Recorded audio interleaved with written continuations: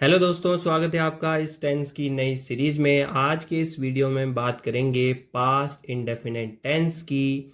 इसमें हम देखेंगे इसकी पहचान क्या होती है, स्ट्रक्चर क्या होता है और कैसे हिंदी के किसी भी सेंटेंस को इंग्लिश में टेंस की मदद से बनाते हैं। ठीक है दोस्तों, शुरू करते हैं। इसकी पहचान होती है आ, ए, ई या फिर ता, था, ते, थे, ती, थी। यानी वाक्य के अंत में ये सारे शब्द दिख जाएं तो ये पास्ट सिंपल का सेंटेंस होता है। ठीक है दोस्तों, I, we, you, they, we, he, she, it, name के साथ में अगर एफर्मेटिव सेंटेंस है तो हम वर्ब की सेकंड फॉर्म लगाते हैं, और अगर नेगेटिव और इंटेरोगेटिव सेंटेंस है तो डिड प्लस वर्ब की फर्स्ट फॉर्म लगाई जाती है। बाकी डिटेल हम सीखेंगे जब हम सेंटेंस को बनाएंगे। पहला वाक्य है दोस्तों, वह कल बाजार गई थी। ठीक है दोस्तों, वह कल बाजार गई थी तो किसी लड़की के बारे में बात हो रही है दोस्तों, तो शी यूज करेंगे। पहले स्ट्रक्चर देख लेते हैं। सबसे पहले आता है दोस्तों सब्जेक्ट।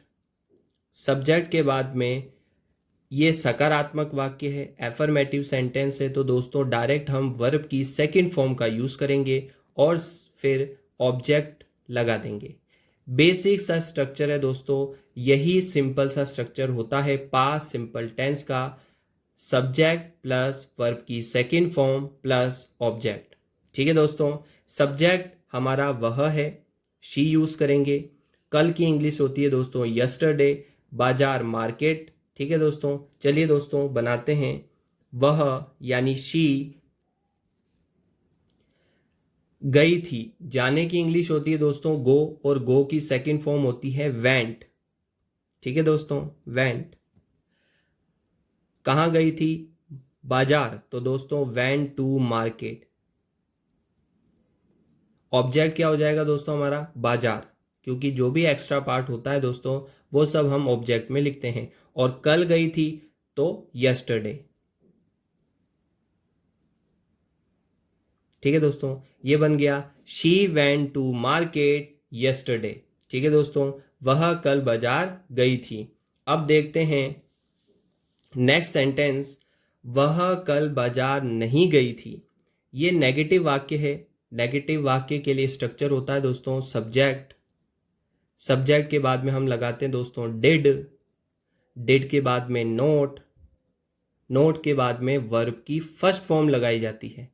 दोस्तों अगर डिड का यूज कर लिया तो फिर वहां पर वर्ब की सेकंड फॉर्म ना आकर के हम वर्ब की फर्स्ट फॉर्म लगाएंगे। ठीक है दोस्तों, प्लस ऑब्जेक्ट। ये नेगेटिव यानी नकारात्मक वाक्य के लिए दोस्तों स्ट्रक्चर होता है subject plus did plus not plus verb की फर्स्ट फॉर्म और ऑब्जेक्ट।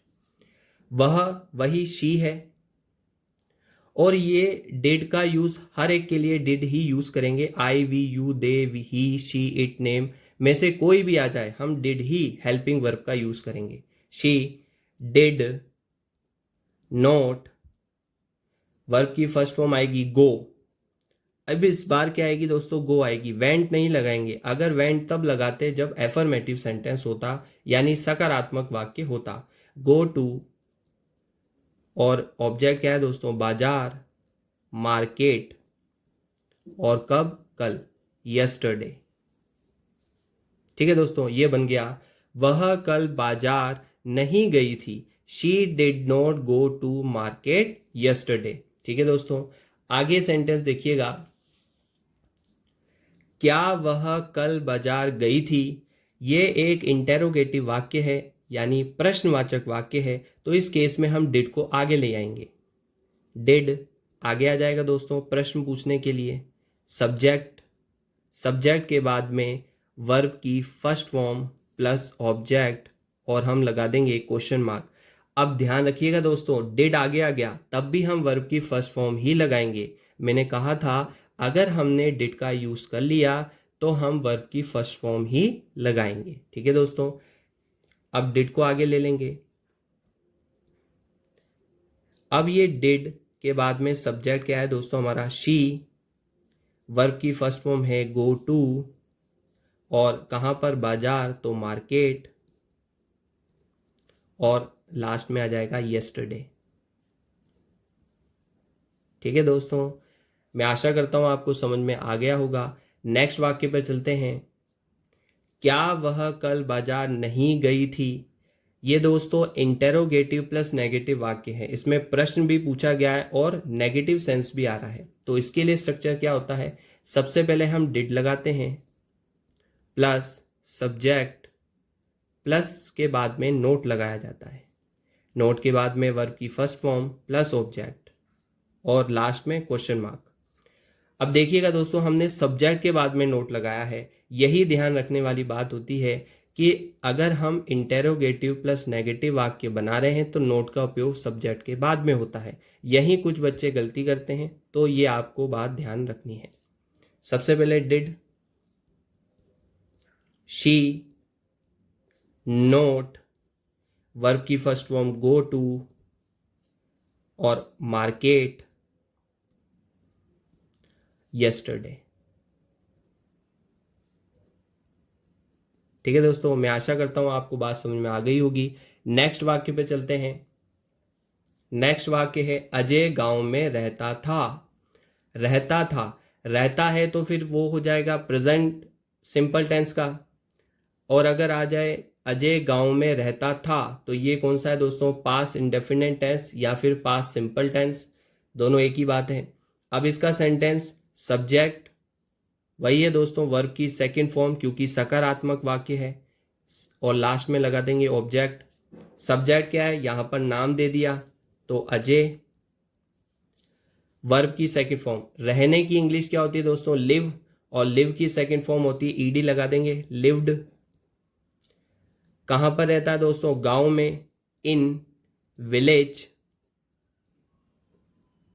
ठीक है दोस्तों, अजय लिव्ड इन विलेज, ये सेंटेंस बन जाएगा दोस्तों अजय गांव में रहता था। आगे देखते हैं। नेक्स्ट वाक्य है दोस्तों अजय गांव में नहीं रहता था। फिर से ये कौन सा आ गया दोस्तों, नेगेटिव नकारात्मक वाक्य। इसमें हम सब्जेक्ट लगाएंगे plus did plus note plus verb की सेकंड फॉर्म और फिर लगा देंगे दोस्तों ऑब्जेक्ट। सब्जेक्ट है हमारा अजय, डिड, नोट। अब यहां पर मैंने गलती से वर्ब की सेकंड फॉर्म लिख दिया, यहां पर वर्ब की फर्स्ट फॉर्म ही आती है, डिड नोट।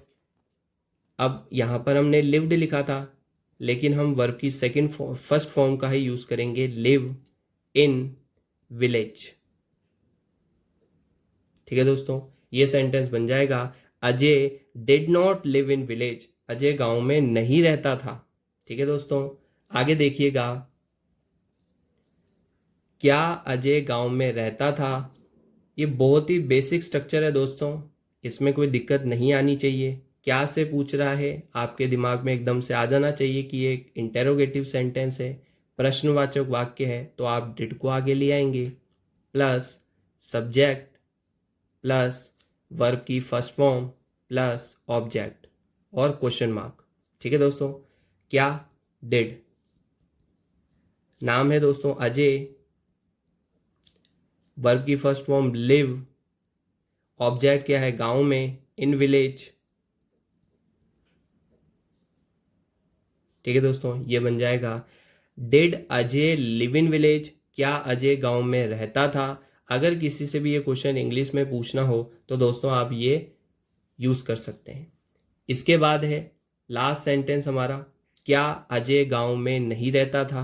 मैं आशा करता हूं अब आपको ये समझ में आ गया होगा कि ये कौन सा वाक्य है।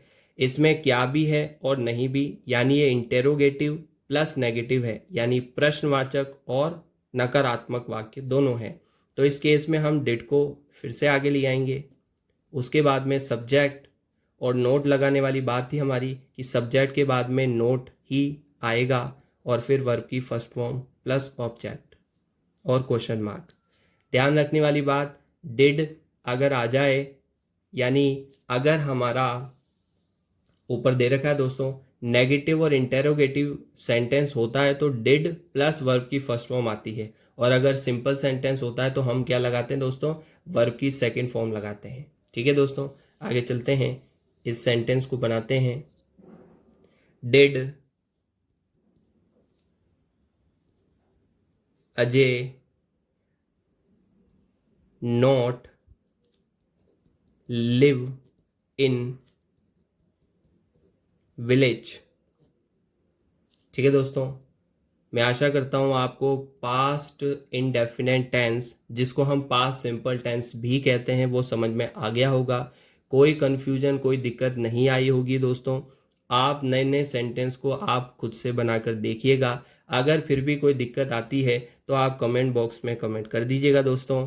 मिलते हैं अगले वीडियो में। अगर वीडियो पसंद आया तो लाइक कर दीजिएगा, शेयर कर दीजिएगा दोस्तों, और अगर आप चैनल पर नए हैं तो सब्सक्राइब कर लीजिएगा।